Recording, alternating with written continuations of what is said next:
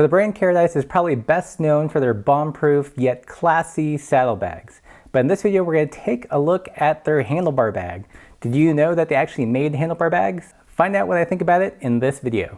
Welcome back, Pathless Peddlers, and if you're new to the channel, if you're looking for information and inspiration around bike touring, bike packing, gravel riding, and bike fishing, then definitely subscribe. This channel is for you. If you guys have been enjoying these videos on products that no one else is talking about on YouTube, then consider being a monthly subscriber. For as little as $3 a month. You'll help keep the lights on. So many of our videos have focused on newer contemporary bicycle bag makers. I thought it would be interesting to take a look at bags from kind of old standards like Carradice. So this is going to be a first look at the Keswick handlebar bag. It's not going to be a super thorough, in-depth review since I recently just got a hold of it, but I wanted to share with you guys some of my initial impressions from just handling the bag. And you'll definitely want to subscribe so you get notified of the full-length review a couple of months down the road. So the Keswick weighs in at about 1,056 grams, and that includes the bag itself. It ships with plastic clips that will mount around smaller handlebars as well as 31.8. For my purposes, I'm going to be using the 31.8 clamps. The material on this bag is a wax cotton duck. This particular bag is in olive. It also comes in black. And what's cool about this material is that even though it's not like a welded tape seam sealed plastic, the bag is really highly waterproof. I've had tons of experience with their saddlebags, and while I wouldn't throw them in the river, even in a heavy downpour they perform really well. The handlebar bag comes with a removable plastic map case.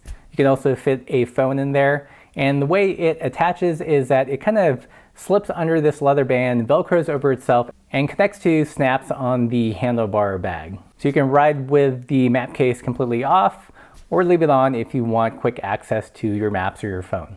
In terms of pockets, there is only one exterior pocket, and that's in the front, and it closes with a front snap. The bag also features 2 D-rings and a included leather shoulder strap, all of which is really nice quality.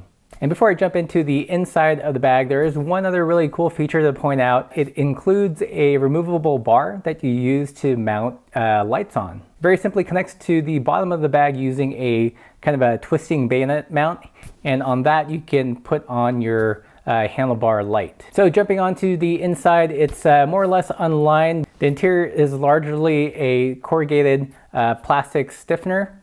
There are 2 side pouches that kind of just hang freely, and there is one zippered pouch to keep some things organized. So that's really it for the features overview of the bag. Again, this is a first look. It's not a comprehensive review, but I do already have some thoughts and feelings about the bag just by handling it. So I'm going to move on really quickly to just some initial likes and dislikes. And the first big like is the aesthetics and materials.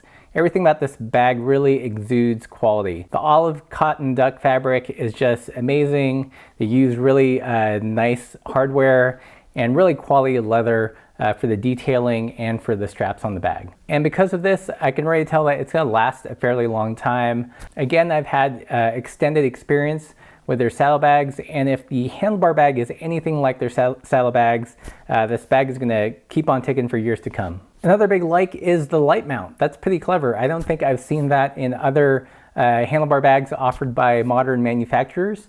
So it's cool to think that Carradice has addressed this issue. So that's it for the initial likes. I'm going to move on to the initial dislikes.